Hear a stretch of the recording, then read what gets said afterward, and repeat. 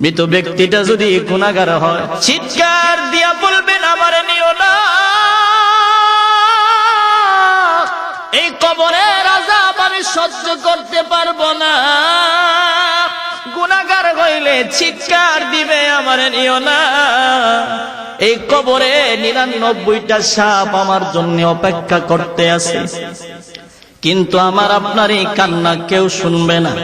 আমার এই দেহটারে যখন মসজিদের গাড়িতে উঠাইয়া দিবেন, কিছু মানুষ গিয়া আমার বিবির কাছে বলবেন, শেষবারের মতো বলছি, তার উপর দাবি থাকলে ছাইরা দাও। আমার মার কাছে গিয়ে বললে আমার মা চিৎকার দিয়ে বলবেন, শেষবারের মতো একবার দেখা, আর আমার ছেলেটারে দেখতে পারবো না, শেষবারের মতো তোমরা একবার আমারে দেখাইয়া লয়া যাও। আমারে শেষবারের মতো দেখানোর জন্য আমার আব্বা আসবে, আম্মা আসবে। ওই সময় আমার এই মসজিদের খাটিয়াতে যখন উঠানো হবে, আমার আত্মীয় স্বজনেরা গাড়ির মতো ড্রাইভার হইয়া তারা নিজেই চলে যাবে। ওই সময় মৃত ব্যক্তিটা তখন বলবেন, আইরে এই দুনিয়ার যারা ছিল সবাই আমার পর, যারা আমার খাটিয়াতে ধরছে তারাই হইল আমার আপন। আল্লাহু আকবার, জোরে বলেন, তারাই আমার আপন। ওই সময় সবাই মিলিয়া যখন তারে কবরের দিকে নেওয়া হবে, কবরের পাশাপাশি যখন চলে যাবেন, আমার আত্মীয় স্বজন থেকে 2 অথবা 3 জন মানুষ কবরে নামবে। যেই মাত্র কবরে নামবেন, ঠিক এমন সময় মসজিদের পালকিটার সিটকারি খুলিয়া যখন লাশটা দিয়া দেয়, মৃত ব্যক্তিটা বলেন, নিমক হারামের দল, এতক্ষণ যারা ছিলে সবাই আমার পর, যারা আমার কবরে নামছে তারাই হইল আমার আপন।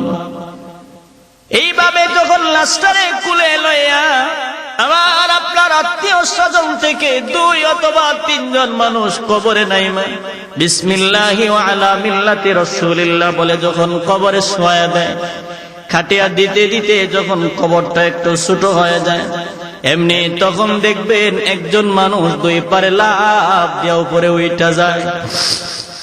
লাফ দিয়া যখন উপরে উঠা যায়, এমন সময় মৃত ব্যক্তিটা গুনাহগার হইলে চিৎকার দিয়া বলবেন, যাইও না, এই কবরে আমি কেমনে থাকবো, আমার তো কই যাও। কিন্তু শুনবে না। দ্বিতীয় ব্যক্তিটা যখন উঠে যাবে, তারপরেও সে ডাকবে, আমার তো যাইও না, কিন্তু শুনবে না। তৃতীয় ব্যক্তিটা যখন উপরে উঠে যাবে, ওই সময় কবরওয়ালা বলবেন, এরে নিমক হারামের দল, এই দুনিয়াতে কতই না কিছু করলাম, কিন্তু কেউ আমার সাথে আসলি না। আমারে আপনারে কবর দিয়া সবাই যখন নিদয়া নিষ্ঠুরের মতো একা একা ফালাইয়া চলিয়া যায়, নবী বলেন, যেই ব্যক্তি তাবারাকাল্লাযী বিয়াদিহিল মুলুক, যারা এই মুলুক নামক সূরাটার আমল করে, আল্লাহর নবী বলেন ওই লোকটার আত্মীয় স্বজন কেউ না গেলেও ওই সূরাটা পাখির সুরত দইরা সেই কবরের ভিতরে ঢুইকা যায়, কবরের ভিতরে ঢুইকা যায়। ওই সময় আমার আপনার আত্মীয় স্বজনেরা যখন বাড়িতে চলে আসেন, 2 জন ফেরেশতা আমার আপনার কবরে হাজির করে দেন। কে? আওয়াজ দিয়া বলেন, কে? ওই সময় 2 জন ফেরেশতা যখন চলে আসেন, কবরওয়ালা আর ফেরেশতার মাঝখানে কুরআনুল কারীম এইভাবে দাঁড়াইয়া যায়। ফেরেশতারা বলবেন, কে তুমি? কুরআনুল কারীম দেখে বলবেন, আমি হইলাম কবরওয়ালার বন্ধু। এখানে তো আবার বন্ধু কেমনে? বলে, তোমরা কেন আসছো? বলে, পরীক্ষা প্রশ্ন করার জন্য আসছি। এবার কুরআনুল কারীম এইভাবে তার ডানা খুইলা দিয়া বলবেন, তোমাদের কিছু বলার থাকলে আমার কাছে বলো। আমার এই বন্ধুটা ঘুমাইতেছে, আমার বন্ধুর ঘুম ভাঙানো যাবে না। আরে আসমানের মালিক আল্লাহ, চালাকচর গ্রামে আব্দুল করিমের আব্দুর রহিমের কবরে আমরা গিয়েছিলাম গো, প্রশ্ন করতে চাইলাম, কিন্তু কেউ আমাদেরকে প্রশ্ন করতে দিল না। একজন বালক কোন কোন কিতাবে আসছেন বালক, কোন কোন কিতাবে আসছেন পাখির সুরত ধরে দাঁড়ায়া যাবে। আমার আল্লাহ বলবেন কেন দিল না, জিজ্ঞাসা কর কি চাই, জিজ্ঞাসা করিয়ালো। এবার কোরআনকে বলবেন তুমি কি চাও। কোরআনুল কারীম বলবেন এই কবরওয়ালা হচ্ছে আমার বন্ধু, আমার এই বন্ধু আমাকে রাতে দিনে তিলাওয়াত করছেন, আমারে মোহাব্বত করছেন, আমারে চুমা লাগাইছেন, আমার বন্ধু আমারে আপন বানাইছে। দুনিয়াতে আমি তার কোনো উপকার করতে পারি নাই, আজকে এই কবর জগতে আসছে, তার আত্মীয় স্বজনকে ওই কবরে আসে নাই, আমি আসছি আমার এই বন্ধুরে উপকার করে না, যা না করে যাব না। আর সত্যিকারের বন্ধু তো সেই জন যে বন্ধু বিপদের সময় কাজে লাগে। কথা ঠিক না ঠিক? এবার কোরআনুল কারীম ফেরেশতাদেরকে বলবেন আমার এই বন্ধুটারে যতক্ষণ পর্যন্ত জান্নাতের মেহমান না বানানো হবে ততক্ষণ পর্যন্ত আমি তার কবর থেকে যাব না। ফেরেশতারা বলবেন মালিক এই কবরওয়ালার বন্ধুকে জান্নাতে না দিলে সে যাবে না। আমার আল্লাহ তাআলা বলবেন আরে এটা তো দুনিয়ার কোনো বন্ধু নয়, দুনিয়ার কোনো বন্ধু নয়, এটা হইল আমি আল্লাহর কালাম। আমি আল্লাহর কালাম যারে বন্ধু বলে ঘোষণা দিল, আমার এই কালামের ঘোষণার কারণে আমি আল্লাহ কবরওয়ালারে জান্নাতি বানায়া দিলাম। কোরআনের দাম আছে না নাই? আওয়াজ দিয়া বলেন দাম আছে না নাই? পায়ে হাত দিয়া বইলা যায় কোরআনটারে মহব্বত করেন। এই মাদ্রাসায় কোরআনওয়ালারে আপনি মহব্বত করেন, মাদ্রাসার রক্ষণাবেক্ষণকারী হয়ে যায়। এক একটা কোরআনওয়ালার কত দাম। কোরআনওয়ালার সিনাটা কবরের মাটি খাইতে পারে না। কোরআন আপনি পড়তে জানেন না, কোরআনকে আপনি মহব্বত করেন, হইতে পারে মহব্বত করার কারণে আল্লাহ আপনার কবরের আযাব মাফ কইরা দিতে পারে। আমাদের আকাবিরে আসলাফ, আমাদের বুজুর্গরা ইতিহাস লিখেছেন, সত্য ইতিহাস, সত্য ঘটনা। ইন্ডিয়ার জমিনে একজন এমন একটা রাজ্য ছিল যে রাজ্যের ভিতরে মুসলমান, কিন্তু তারা মুসলমানের নিয়ম কানুন তারা বুঝে না। এই রাজ্যের ভিতরে একজন লোক দুনিয়া থেকে বিদায় হয়ে গেছেন, মারা গেছেন। আপনাদের খারাপ লাগতেছে? শেষ 8-10টা মিনিট সময় দেন ভাইয়েরা আমার। ওই রাজ্যের ভিতরে একজন মুসলমান দুনিয়া থেকে বিদায় হয়েছেন, কিন্তু মুসলমান হওয়া সত্ত্বেও তারা কেমনে কাফন দাফন করবে, জানাজা দিবে তারা জানে না। এক পর্যায়ে সবাই তারে গোসল করাইয়া কাপড় পরাইয়া রাস্তার পাশে নিয়ে দাঁড়ায় রইল, মেইন রোডের পাশে। তাদের ধারণা হইল এই রাস্তা দিয়ে যদি কোনো আল্লাহর পেয়ারা বান্দা যায়, হয়তোবা তারে দিয়ে আমরা জানাজার নামাজ পড়াইয়া, হয়তোবা তারে দিয়ে আমরা জানাজার নামাজ পড়াইয়া আমরা লাশটারে কাফন দাফনের ব্যবস্থা করব। এমন সময় আল্লাহ তাআলার পেয়ারা বান্দারা রাস্তার পাশে তারা লাশটারে লইয়া চলে গেলেন। অনেকক্ষণ পর্যন্ত তারা দাঁড়াইয়া রইলেন, কোন মানুষ তারা পায় না, জানাজাও দিতে পারে না। হঠাৎ করে দেখেন একজন আল্লাহর পেয়ারা বান্দা সাইকেলের পেডেল মারতে মারতে আসতেছেন। দেখেন রাস্তার পাশে অনেকগুলো মানুষ দেখে আল্লাহর পেয়ারা বান্দা সাইকেল থেকে নেমে গেলেন। কারণ মুসলমানের ভিতরে সহানুভূতি আছে না নাই? আওয়াজ দিয়া বলেন আছে না নাই? মুসলমানরা তো ভদ্র মানুষ, মুসলমানরা অভদ্র নয়। না হয় যদি মুসলমানরা অভদ্র হইতো, 92% মুসলমানের দেশে নাস্তিক আর মুরতাদেরা নবীর ব্যাপারে, নবীর রাসূলের দুশমনের ব্যাপারে, নবীর ব্যাপারে, ইসলামের ব্যাপারে, কোরআনের ব্যাপারে যারা বিরুদ্ধে কথা বলে, নবীর মুসলমান, নবীর উম্মত যদি মুসলমান যদি ভদ্র না হইতো তাহলে একটা বেদুর্মীও দেশে থাকতে পারতো না। ঠিক না বেঠিক? জুড়ে কর। সংখ্যায় তো মুসলমান অনেক বেশি, কারণ ওই যে ইন্নাকা লাআলা খুলুকিন আযীম, আমার নবীর আল্লাহ মহান চরিত্র দিছেন, আর আমরা হইলাম সেই নবীর উম্মত। ভাইরা আমার, সাইকেল থেকে নেমে সহানুভূতি দেখাইয়া হাঁটতে হাঁটতে আসতেছেন। যখন পাশে আসলেন দেখলেন অনেকগুলো মানুষ দেখা যায়। এবার লোকটা বললেন ভাই রে, এখানে তো অনেক মানুষ দেখা যাচ্ছে, আপনাদের কারণ কি, সমস্যা কি? একজন দৌড়ে গিয়ে বলেন, ভাই ওই যে দেখেন রাস্তার পাশে আমাদের একজন ভাই দুনিয়া থেকে বিদায় হয়ে গেছে, তার জানাজা আমরা দিতে পারতেছি না, তারে কবরস্থ করতে পারতেছি না, আমরা জানি না। আপনি দেখতে দেখা যায় আলেমের মতো, আপনি জানাজার নামাজটা কমপ্লিট করে যান। ঠিক এমন সময় আল্লাহর সেই পেয়ারা বান্দা বলেন, যুবক ভাইরা রে, আমি তো সরকারি চাকরি করি, আমার অফিসে যেতে হবে, আমি এখন দিতে পারবো না। মুসলমানেরা কান্দা দিয়া বলেন, ভাই রে, তাহলে কি লাস্টারে বিনা জানাজায় আমরা কবর দিয়া দিতাম নাকি? মুসলমানের দিল নরম হয়ে গেছে। লোকটা তার কথা শুনিয়া জানাজার নামাজটা কমপ্লিট করে বললেন, আমাদের লাস্টারে আপনি কবরে নিজের হাতে শোয়া দিয়া যান। নিজের হাতে লাস্টারে কবরে শোয়া দিলেন। যখন লাস্টারে কবরের ভিতরে শোয়াইয়া দেয়, লাশের কাজ কমপ্লিট হওয়ার পরে ওই তার চাকরিতে অফিসে চলে গেলেন। যেই মাত্র অফিসের ভিতরে ঢুকছেন, এমনি তখন প্রধান কার্যালয় থেকে আওয়াজ আসছে, যার যার এনআইডি কার্ড শো করতে হবে, সার্টিফিকেট দেখাইতে হবে, না হয় চাকরি থেকে বরখাস্ত। লোকটার সাথে সাথে তার পকেটে হাত দিলেন। পকেটে হাত দিয়া দেখেন তার সার্টিফিকেট আর নাই। চিন্তা করলেন, আমি কোথায় হারাইলাম? চিন্তায় বিমূর হয়ে গেলেন। হঠাৎ করে মনে পড়ল, রাস্তায় আসার সময় আল্লাহর একজন পেয়ারা বান্দার কবরে যে আমি আমার কার্ডটা রেখেছিলাম, হয়তোবা সেখানে পড়ে গিয়েছেন, তারপরেও শুন নাই। কিন্তু সন্দেহ তার এই কবরে হয়তোবা আছে। দৌড়ায়া তারা সবাই এই গ্রামে ওই লোকটা চলে গেলেন। গিয়ে দেখেন কিছু মানুষ বাড়িতে যাচ্ছেন, কিছু মানুষ তার জন্য কাঁদতেছেন। দূর থেকে ডাক দিলেন, এলাকাবাসী রে, আমি বিপদে পড়ে গেছি, আমার এই অবস্থা, আমার কার্ড আমি পাচ্ছি না। যদি আমি কার্ডটা না পাই তাহলে আমার চাকরিটা হয়তো আজকে চলে যাবে। আর আমি যদি চাকরি না করতে পারি, আমার আত্মীয় স্বজন সবাই না খাইয়া মরতেও পারে। এটা আমার সম্বল, এটার উসিলায় আল্লাহ আমারে চালায়।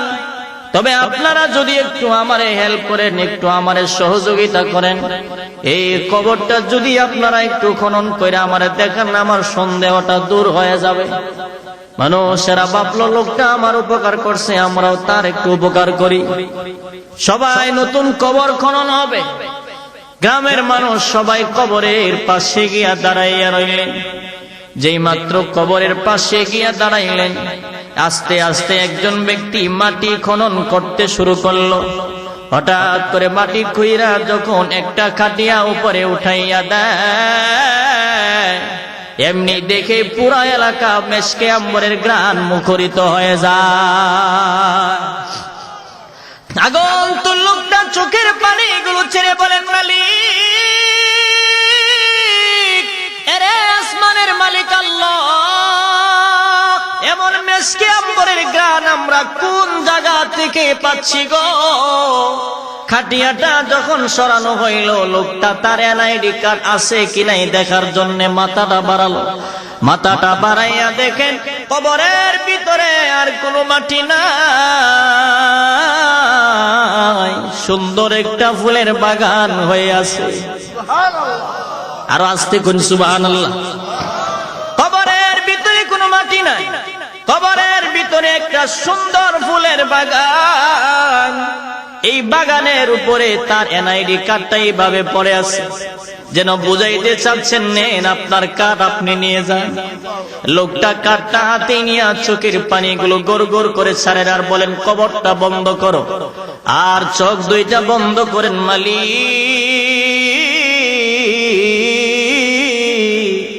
উনি তোমার কেমন বান্দা গো, নিজের হাতে আমি একটু আগে শোয়া গেলাম, নিজের হাতে মাটিতে আমি শোয়াইলাম, কিন্তু এখন আইসা দেখলাম কবরে মেশকে আম্বরে গ্রান আর সুন্দর ফুলের বাগান। উনি তোমার সাথে কেমন প্রেমের সম্পর্ক করছে আমার জানতে হবে। খবর নিয়ে বাড়িতে চলে গেলেন। বাড়িতে গিয়ে দেখেন তার একটা মেয়ে আব্বার জন্য কান্দে। স্ত্রী ঘরের ভিতরে পর্দার ভিতর থেকে কাঁদতেছেন। উনি গিয়ে তার মেয়েটারে বললেন, মারে বলো না তোমার আব্বা কি এমন আমল করত? মেয়েটা চোখের পানি গুলো ছেড়ে কান্দে আর বলে, আমার আব্বা নাই, তবে আমার আব্বা দুনিয়াতে বড় কোনো আলেমও ছিলেন না, আমার আব্বা কোনো বুজুর্গ মানুষও ছিলেন না, আমার আব্বা কোনো মসজিদের ইমামও ছিলেন না, আমার আব্বা ছিলেন একজন দিন মজুর মানুষ। আজান হইলে নামাজে যাইতো, তবে মাঝে মধ্যে আমার আব্বা একটা কাজ করত। ওই যে আমাদের তাকিয়ার উপরে একটা কিতাব, ওই কিতাবটা আমার আব্বা সকাল সন্ধ্যা এইভাবে খুলিয়া চোখের পানি গুলো ছেড়ে কাঁদতো আর বলতো, মালিক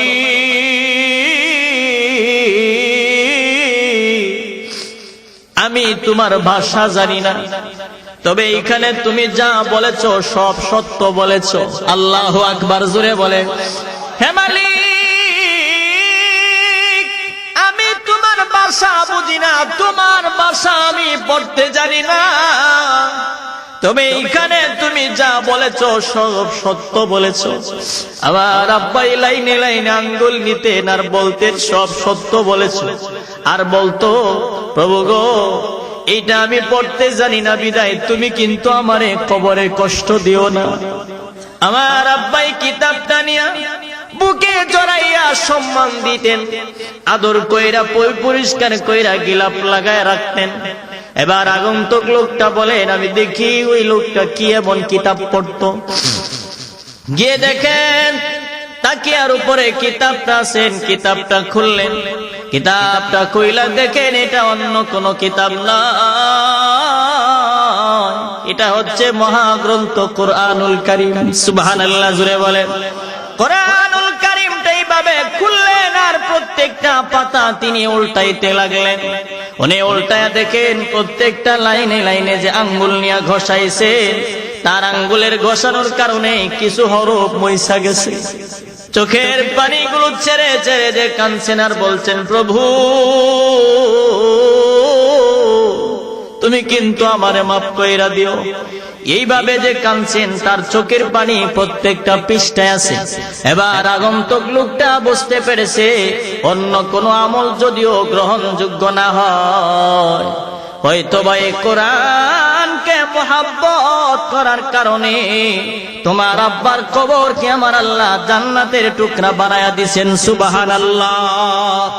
এই জন্য আমি বলি, যুবক, কোরআনুল কারীম যদি পড়তে আপনি না জানেন, কোরআনকে মুহাব্বত করেন, কোরআনওয়ালার সাথে ভালো সম্পর্ক রাখেন, মাদ্রাসাওয়ালাদের সাথে আপনার সুসম্পর্ক রাখেন, একবার দুইবার আইসা আপনি কোরআন তিলাওয়াত শেখার চেষ্টা করেন। আপনি যদি নাও পারেন তালেবুল ইলম হয়ে যান। আপনি তো সব সময় আসতে হবে না, মাঝে মধ্যে আইসা তালেবুল ইলমের সবক নেবেন। তালেবুল ইলম হয়ে মারা গেলেও জান্নাত। সুবহানাল্লাহ, জোরে বলেন। এই জন্য 2 নাম্বার বৈশিষ্ট্য হলো কোরআনুল কারীমের তিলাওয়াত।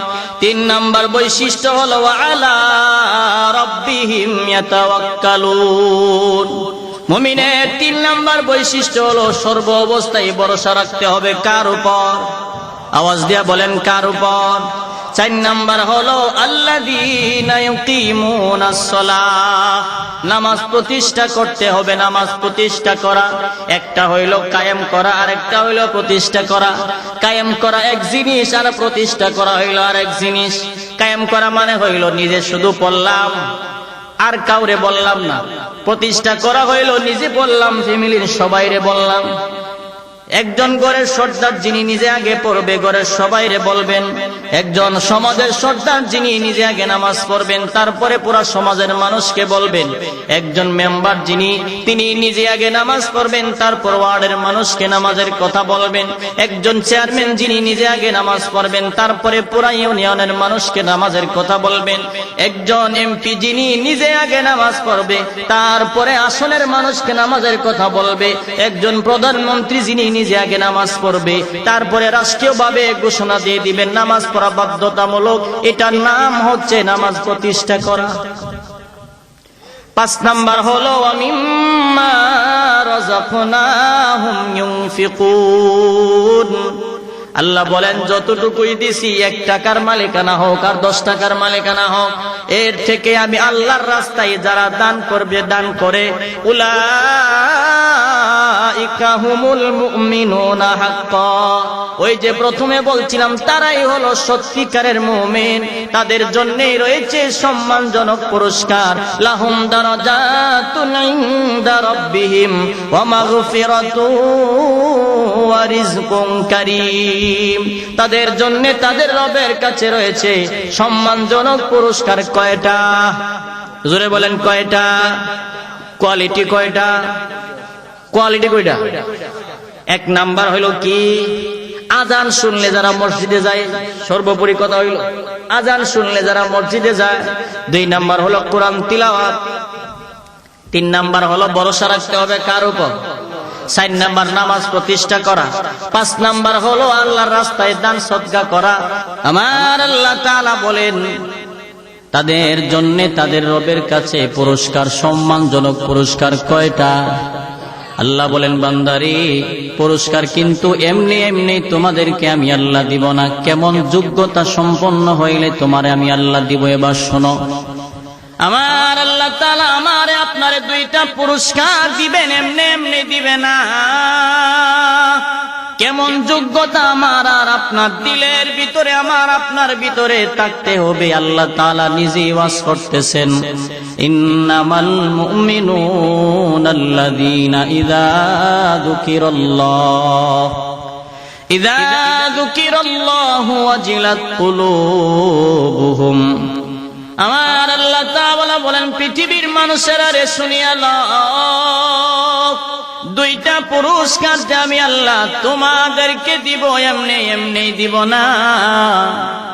তোমার মধ্যে যে কোয়ালিটি থাকতে হবে, 1 নাম্বার কোয়ালিটি হলো ইযা যুকিরাল্লাহু ওয়াজিলাত কুলুবুহুম, যারা আমি আল্লাহর নাম শুনলে, আমি আল্লাহর জিকির শুনলে অথবা করলে যাদের দিলের মধ্যে কম্পন আরম্ভ হয়, ধাক্কা লাগে। আমার আল্লাহর নাম শুনলে যাদের দিলের মধ্যে ধাক্কা লাগে, যাদের দিলের মধ্যে ভূমিকম্প আরম্ভ হয়। ধাক্কা মানে কি জিনিস? সর্বোপরি কথা হইল মসজিদের মুয়াজ্জিন যখন আজান দেয়, বলেন তো কার নামের ডাক দেয়? আওয়াজ দিয়া বলেন কার? এই মসজিদের মুয়াজ্জিনে যখন আজান দেয়, আজান কিন্তু আমার আপনার বাপ দাদার ব্যক্তিগত কোনো ডাক নয়। এই আজানের শব্দ কিন্তু মসজিদ কমিটির কোনো বাপ দাদার ব্যক্তিগত বানানো ডাক না। এটা বলেন তো কার নামের ডাক? মুয়াজ্জিনে যদি আজান দেয়, এখানেই হলো মুমিনের পরীক্ষা। আজান শোনার পরে যদি আমার আপনার মনটা মসজিদের জন্য পাগল হয়, নামাজের জন্য কান্দে, বোঝা গেল মুমিনের 1 নাম্বার বৈশিষ্ট্য আমার ভিতরে আছে। 2টা পুরস্কার পাওয়ার যোগ্যতার 1ম যোগ্যতা আমার আছে। আজান শোনার পরে যদি আমার আপনার মনটা নামাজের জন্য কানলো না, নামাজের জন্য পাগল হইল না, বোঝা গেল এখনো পর্যন্ত আমি মুমিন হতে পারি নাই। ঠিক না বেঠিক? জোরে কও। ভাইরা আমার, গভীর রজনীতে মসজিদের মুয়াজ্জিন যখন আজান দেয়, সত্যিকারের ইমানদার যদি হয়, আজান শোনার পরে গভীর রাতের বেলায় আর কম্বল মুড়ি দিয়া ঘুমাইতে পারে না। সত্যিকারের ইমানদার হইলে পরে আর একটার জায়গায় 2টা কম্বল দিতে পারে না। ইমানদার তো এমন একজন ব্যক্তিকে বলে, আজান শুনলে পরে যার দিল তারে মসজিদে ডাইকা নিয়ে যায়, তারেই তো মানুষ ইমানদার বলে। আরে জিকির, আল্লাহ তাআলা জিকিরের কথা বলছেন। জিকির তো শুধু সুবহানাল্লাহ, আলহামদুলিল্লাহ, লা ইলাহা ইল্লাল্লাহ নাম জিকির না। জিকিরের একটা অর্থ হচ্ছে নামাজ, জিকিরের আরেকটা অর্থ হচ্ছে রোজা, জিকিরের আরেকটা অর্থ হচ্ছে কোরআনুল কারীমের তিলাওয়াত। সর্ব ইবাদত হচ্ছে আল্লাহ তাআলার জিকিরের মধ্যে শামিল। 1 নাম্বার গেল। রাত অনেক বেশি হয়ে যাচ্ছে, এই জন্য আমি আর সামনে আগাচ্ছি না। 2 নাম্বার আল্লাহ তাআলা বলেন, ওয়াইদা তুলিয়াত আলাইহিম আয়াতুহু যাদাতুহুম ঈমানা।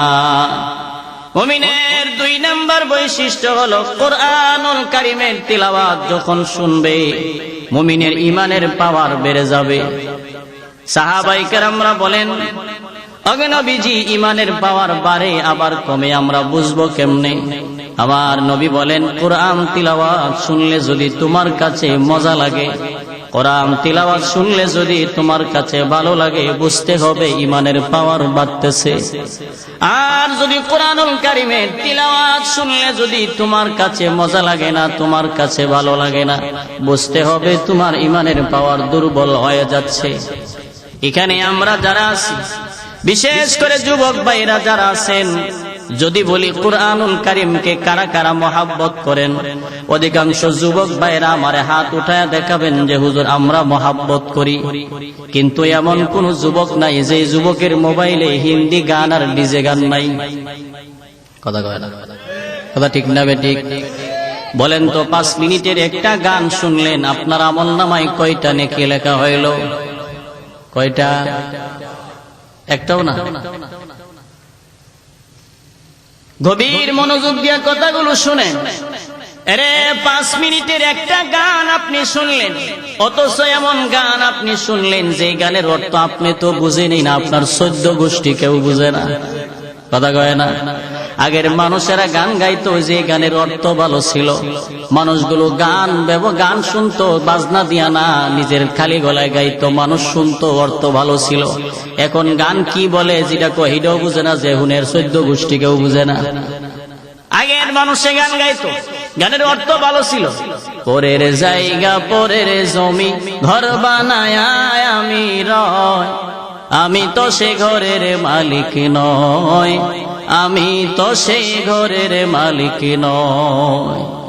সেই ঘরখানা যার জমিদারি, আমি পাই না তাহার হুকুম জারি। সেই ঘরখানা যার জমিদারি, আমি পাই না তাহার হুকুম জারি। আমি পাই না জমিদারের দেখা, আমি পাই না জমিদারের দেখা, মনের দুঃখ কারে কই, আমি তো সে ঘরের মালিক নই। বলেন, পরের জায়গা পরের জমি ঘর বানায় আমি রয়, আমি তো সে ঘরের মালিক নই। জমিদারের ইচ্ছা মতো দেই না জমি চাষ, তাই তো ফসল ফলে না রে দুঃখ 12 মাস। জমিদারের ইচ্ছা মতো দেই না জমি চাষ, তাই তো ফসল ফলে না রে দুঃখ 12 মাস। আমি খাজনা পাতি সবই দিলাম, তবু জমিন আমার হয়ে যে নিলাম। আমি খাজনা পাতি সবই দিলাম, তবু জমিন আমার হয়ে যে নিলাম। আমি চলি যে তার মন জোগায়া, আমি চলি যে তার মন জোগায়া, দাখেলাই মিলে না সই, আমি তো সেই ঘরের মালিক নই। বলেন, পরের জায়গা পরের জমি ঘর বানায় আমি রয়, আমি তো সেই ঘরের মালিক নই। অর্থ ভালো না খারাপ? কথা কইরা অর্থ ভালো না খারাপ? আর এখনকার গান কি কইরা বুঝোই যায় না, অর্থ তুলব দূরের কথা বুঝেই না। আরে যুবক, দিলের কান লাগায়া কথাগুলো শুনিয়া যাও। 5 মিনিটের 10 মিনিটের একটা গান শুনলে যদি তোমার আমলনামায় কোনো নেক লেখা হইল না, নবী বলেন, কোন মানুষ যদি কুরআনের একটা হরফ তিলাওয়াত করেন, একটা হরফের বিনিময়ে 10টা করে নেক দেওয়া হয়। সুবহানাল্লাহ। ভাইরা আমার, যদি বলি হুজুর, যদি বলি ভাইজান আপনি কেন কোরআন তিলাওয়াত আপনি শুনেন না, বলবেন আমি বুঝি না। যুবক ভাইরে, হিন্দি গানও তো আপনি বুঝেন না, তারপরেও তো শুনেন। আমি বলি, আপনি কোরআন যদিও পড়তে না জানেন, শুনেন, আপনি শুনেন। রাতের বেলায় হিন্দি গান শোনার অভ্যাস না করে কোরআন তিলাওয়াতের অভ্যাস করেন। করতে মধ্যে আপনি ঘুমায়া যান, হইতে পারে যদি আপনার জিন্দেগীর হায়াতের সূর্যটা ডুবিয়া যায়, আজরাইল যদি ওই সময় আপনার কাছে দাঁড়ায়া যায়, আর যদি আয়েশা দেখে আপনি কোরআন তিলাওয়াত শুনতেছেন, আজরাইল ডেকে বলবেন, মালিক,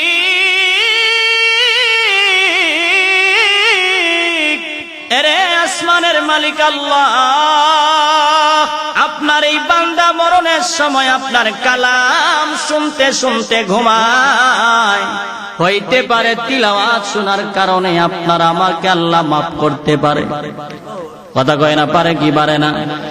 আর যদি আপনি কোরআন তিলাওয়াতের পরিবর্তে গান শুনতে শুনতে আপনি রাতের বেলায় আপনি ঘুমায়া যান, আজরাইল যদি ওই সময় আপনার সামনে দাঁড়ায় যায়, আজরাইলের মাথা থাকবে আসমানে আর পা থাকবে জমিনে। নাফরমানের সামনে আজরাইল যখন দাঁড়াবেন, আজরাইলের ভয়ঙ্কর রূপ দেখে নাফরমান ব্যক্তি একটা চিৎকার দিয়া বলবে, বাঁচাও, কে আছো তোমরা, আমারে বাঁচাও, বাঁচাও, বাঁচাও বলে নাফরমান যখন চিৎকার দিয়া দেয়, নবী বলেন চিৎকারের কারণে পানির তৃষ্ণায় কলিজাটা ফাইটা ভাগ ভাগ হয়ে যায়। তাম পৃথিবীর পানি যদি তার মুখে ওই সময় ঢেলে দেওয়া হয়, আমার আপনার নবী বলেন তারপরেও পানির তৃষ্ণা নিবারণ হবে না। ভাইয়েরা আমার, এই জন্য যুবক যারা আছেন, কোরআন তিলাওয়াত মোবাইলে ঢুকান, আপনি শুনেন। এই কোরআন তিলাওয়াত করলে লাভ আছে না নাই? আওয়াজ দিয়া বলেন, আছে না নাই? এর এই কোরআন তো এমন একটা জিন্দা কোরআন, এই কোরআনের এক একটা সূরাতে আল্লাহ এক এক ধরনের ফজিলত দিয়েছেন। আমার আপনার নবী সাহাবায়ে কেরামদেরকে নিয়ে বসা, আমার নবী বললেন, কে আছো রাতের বেলায় ঘুমের আগে আগে 10 পারা তিলাওয়াত কইরা ঘুমাইতে পারবা? সাহাবায়ে কেরাম বলেন, হুজুর এটা তো লম্বা সময় লাগবে। আমার নবী বলেন, যেই ব্যক্তি একবার কুল হুয়াল্লাহু আহাদ এই সূরাটা তিলাওয়াত কইরা ঘুমায়া যায়, তার আমল নামায় 10 পারা কোরআন তিলাওয়াতের সওয়াব হয়ে যায়। কেমন নবীর উম্মত! অমিয়া নবীজি সর্বদাই উম্মতকে বাঁচানোর জন্য চেষ্টা চালায়া গেছেন। নবীর তরিকা তো এমন একটা নিয়ামত যে নবীর তরিকা মতো চললে, বিবিরে খাওয়াইলেন ইবাদত, টয়লেটে গেলেন ইবাদত, ছেলেরে কাপড় দিলেন ইবাদত, বাজারে গেলেন ইবাদত, আপনার পোশাক পরিধান করলেন ইবাদত, ঘুমাইলেন ইবাদত। 24টা ঘন্টা ইবাদত করার সুযোগ আছে যদি চলাটা হয় নবীর তরিকা মতো। কথা ঠিক না বেঠিক? জুড়ে বলেন। নবীজির দরবারে একজন মহিলা সাহাবী গেছে। আপনাদের খারাপ লাগতেছে? আধা ঘন্টার সময়, বেশি না, কষ্ট দিতাম না, আধা ঘন্টার সময় রাসূলের দরবারে একজন মহিলা সাহাবী গেছে, গিয়ে বললেন, ইয়া রাসূলুল্লাহ, আমার তো বিয়ে শাদী হইছে না, আপনি একটা কাজ করেন, একটা পাত্র ব্যবস্থা করে দেন। তবে পাত্র যে দিবেন তার 3টা গুণ থাকতে হবে। কয়টা গুণ? 3টা গুণ। 1 নাম্বার, সে সারা দিনে অথবা রাত্রে 1 খতম কোরআন তিলাওয়াত করতে হবে। সুবহানাল্লাহ। কালকা কই শর্তটা শুরু না, বড় কথা কয় না। 2 নাম্বার হলো সারা রাত ইবাদত করতে হইব। 3 নাম্বার হলো সারা বছর রোজা রাখতে হবে। নবীজি বললেন, বিয়াও বইবা আবার এমন শর্ত খুঁজো? আরে বাপ রে বাপ। আচ্ছা, সাহাবায়ে কেরামদেরকে বললেন, কে আছো বিয়া করবা? এই মহিলারে দাঁড়াও। বিয়ার কথা শুনলে আবার কেটা কারণ দাঁড়ায় গেছে সব। দেখবেন আমাদের মুরব্বী যারা আছে, দাদা বয়স যদিও আসে, কানে কানে গিয়া যদি বলেন, দাদা বিয়া কি আর একটা করবে? হ্যাঁ, উচিত ছিল আপনার দমক দেওয়া, দমক দিত না। আমার কাছে ওনার কেটা দিব, বোঝা গেল দিলে বুইরা করলো। হ্যাঁ, কথা কোন ঠিক না বেটি?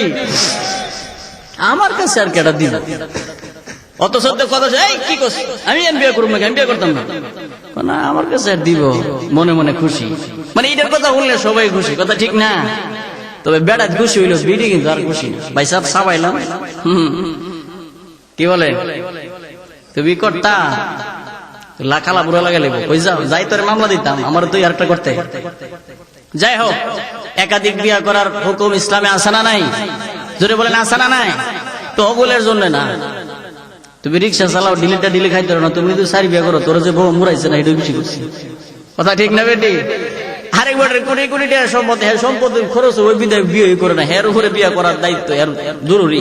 আর তুমি রিক্সা চালাম, তোমার ডিলি খরচ হয়ে যায়, তুমি 3টা বিয়ে করছো, হ্যাঁ ময়মনসিংহ একটা, কিশোরগঞ্জ একটা, মাধবদী একটা, 3টা করে পড়িছে, 3 বই মামলা দিয়েছে আর জেলতে পারি দেন, আছে না নাই? যাই হোক, ওই মহিলা বলতেছেন নবী গো আপনি ব্যবস্থা করেন। সাহাবায়ে কেরাম দাঁড়াইছেন, দাঁড়ানোর পরে বলতে এই 3 যোগ্যতা লাগবে, আসেনি? এই 3 গুণের কথা শুনে বুঝে গেছে। কয়েকজন দাঁড়ায় রয়েছে, তোমরা কি কও? হুজুর আমরা বুঝা জানাবো।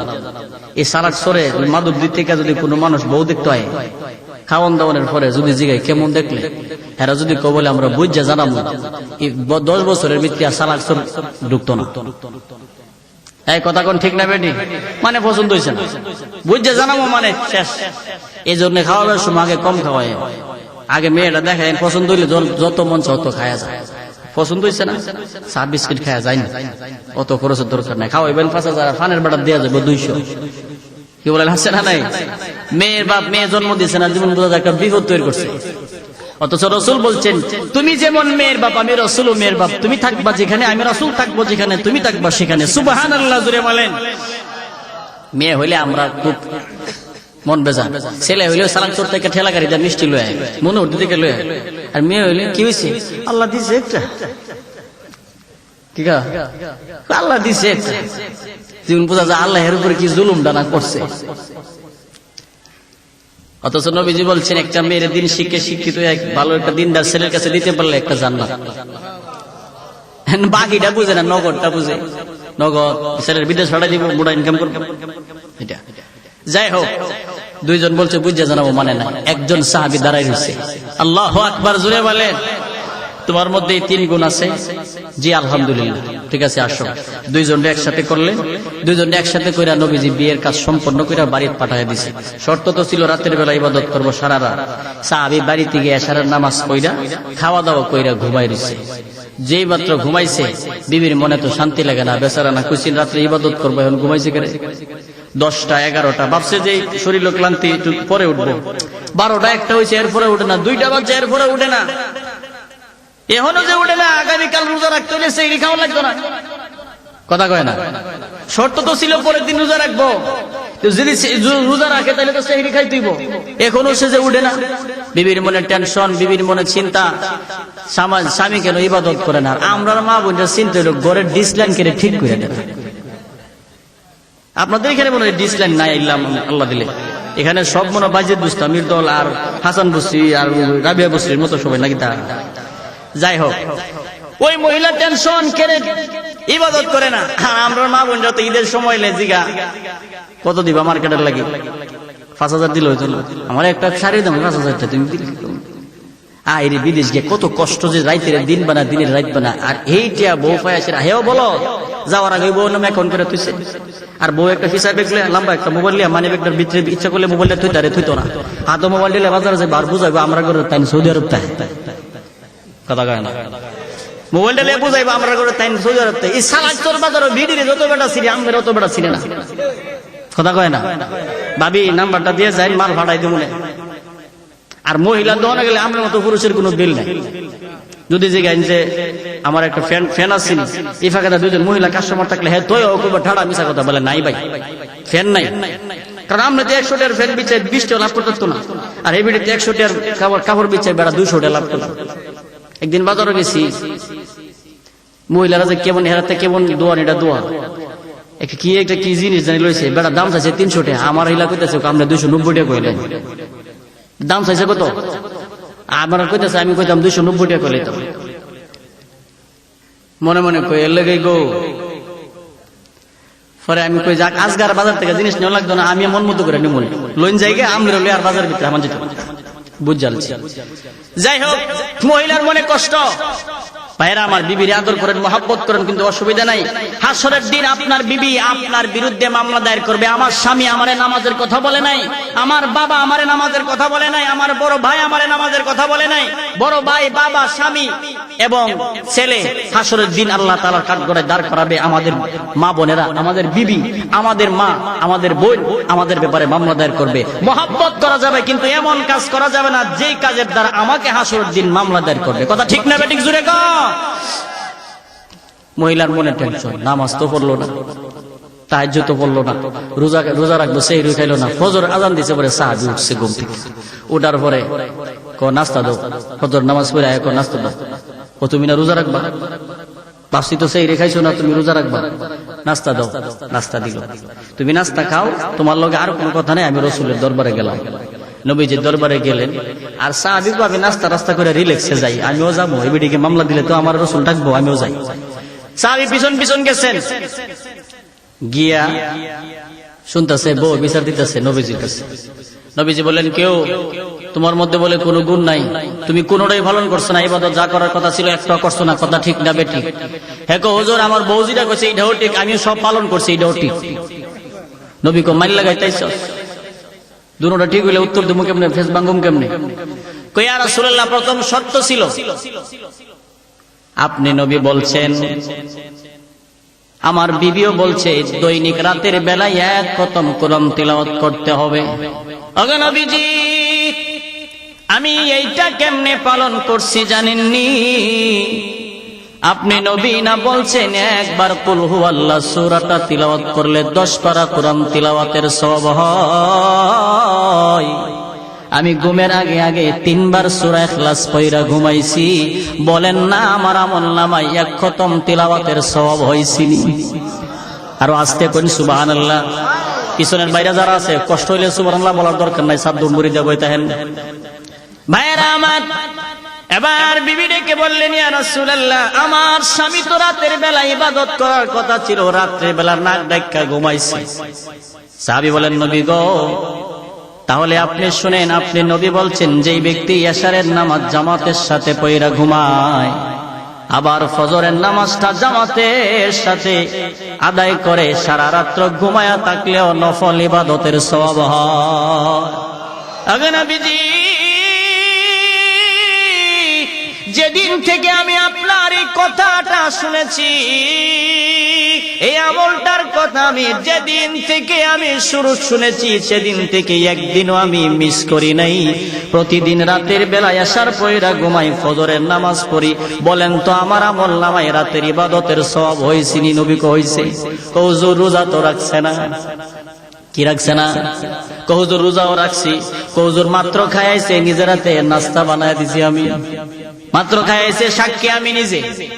এবার সাহাবী ডেকে বললেন, নবী গো, আপনি নবী না বলছেন কোন উম্মত যদি কোন একটা নেক আমল করে, আমার আল্লাহ কমপক্ষে 10 গুণ বাড়ায় দেয়, উপরে 70,000 হইতে পারে।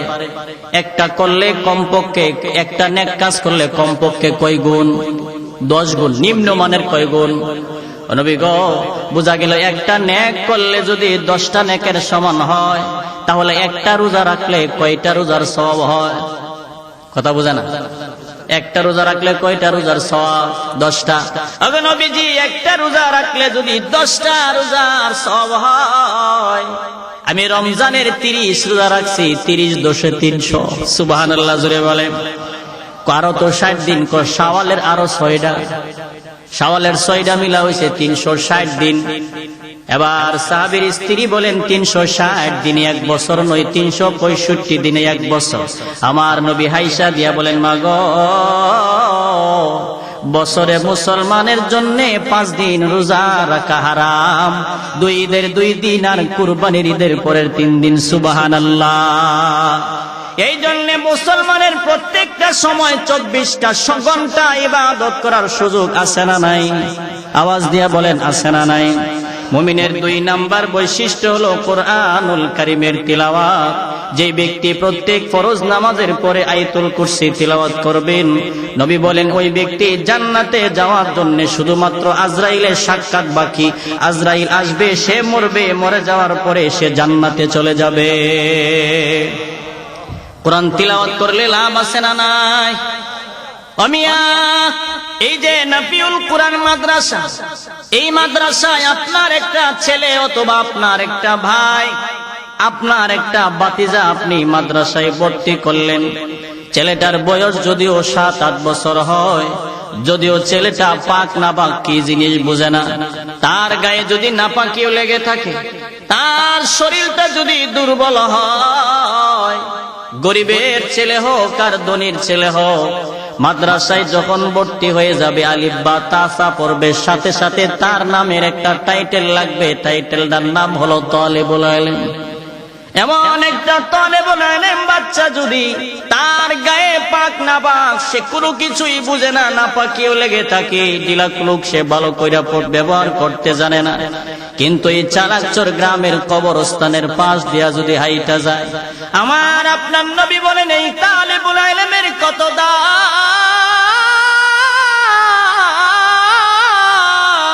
এই তালেবুল ইলমের কত সম্মান।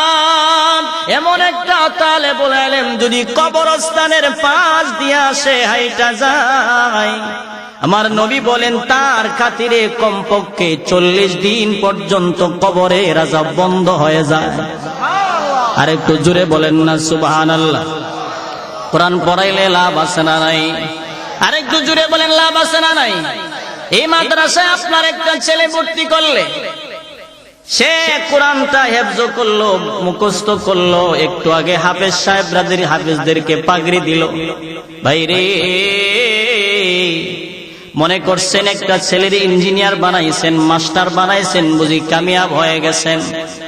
একটু আগে যে ছাত্রদের মাথায় পাগড়ি দিয়া তাদেরকে সম্মান দেওয়া হয়েছে, এক একটা কোরআনের হাফেজের ব্যাপারে আমার আপনার নবী কি বলছেন? মান ক্বারাআল কুরআন ফাস্তাযহারাহু ফাআহাল্লা হালালাহু ওয়া হাররামা হারামাহু আদখালাহুল্লাহুল জান্নাহ। আমার আপনার নবী বলেন এক একটা কোরআনের হাফেজ দুনিয়াতে হালাল হারাম মাইনা সে যদি মারা যায়, আমার আল্লাহ তাআলা হাফেজে কোরআনকে বলবেন যাও তুমি জান্নাতে ঢুইকা যাও। সুবহানাল্লাহ, জোরে বলেন। এমন সময় কোরআনের হাফেজ ডাক দিয়া বলবেন মালিক,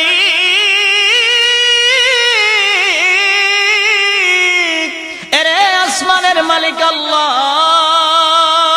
আমি একা একা কেমনে তোমার তৈরি জান্নাতে যাই?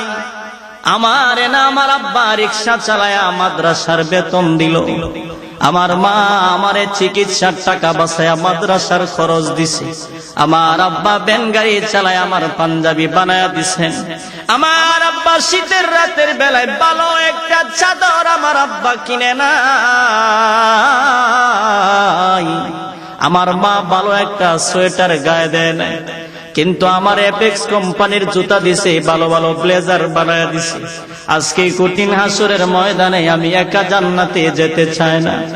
এমন সময় আমার মালিক ডাক দিবেন, ফেরেশতারা কয় আব্দুল করিমের আব্বা আম্মারে ডাক দাও।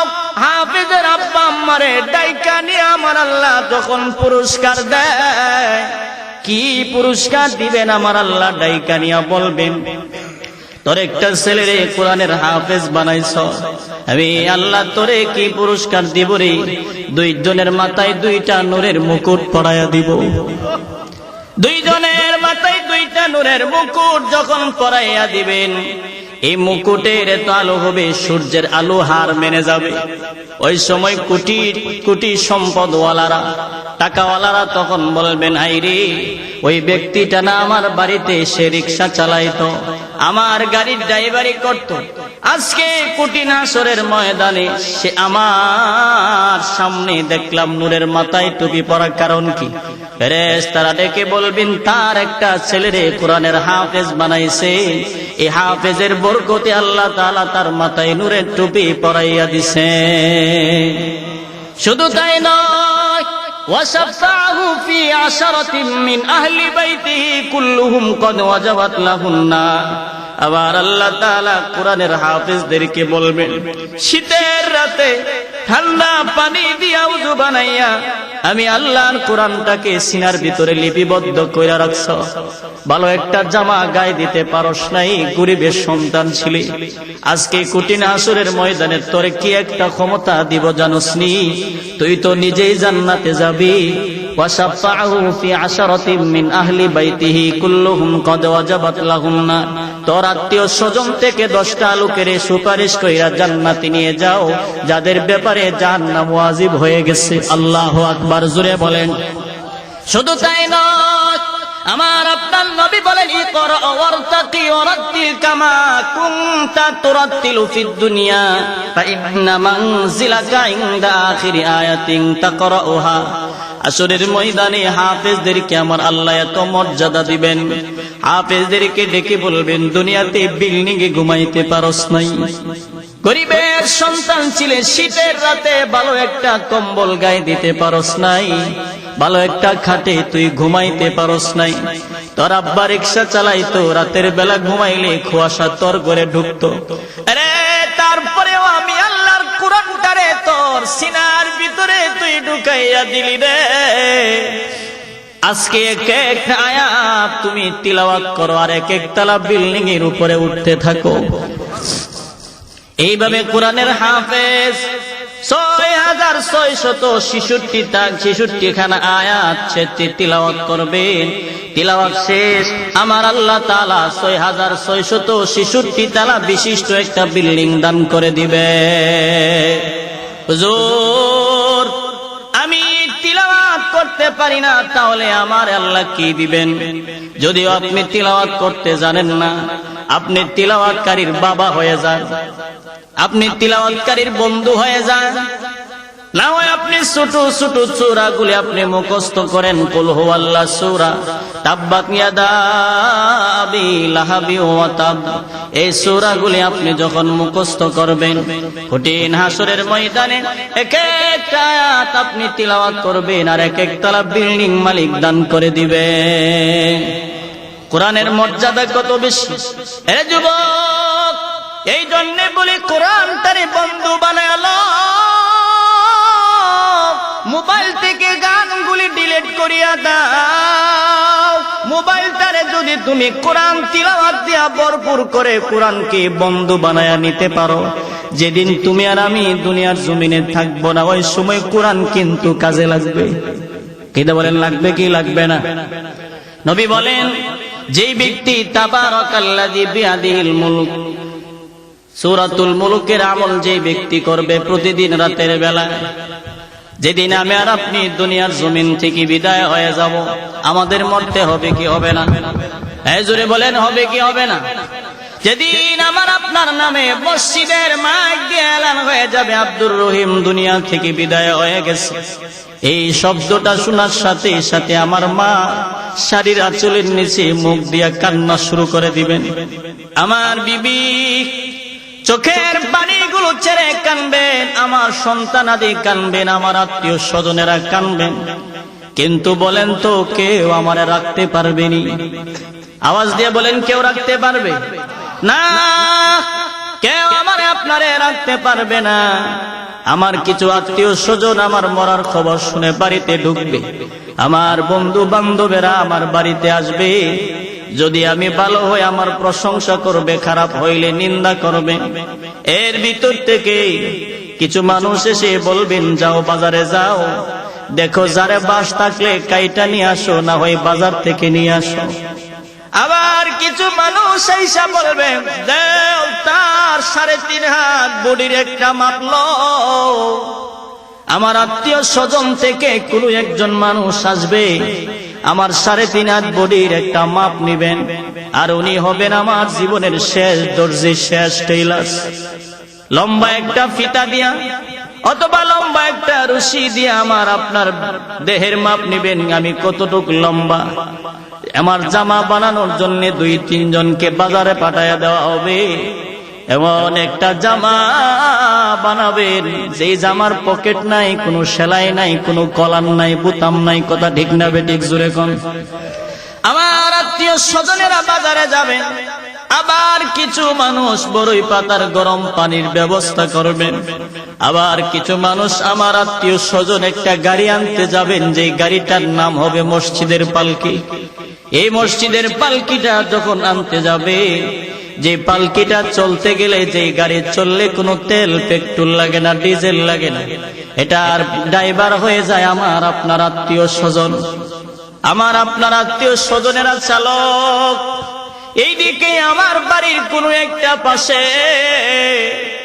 আমার একটা পর্দা টানায়া গোসল দেওয়ার জন্য তারা নিয়ে যাবেন। আমার এই পর্দার ভিতরে ঢুকাইয়া দামি দামি জামাগুলো খুইলা আমারে 3.5 হাত বডিটারে উলট পালট কইরা তারা গোসল দিবেন।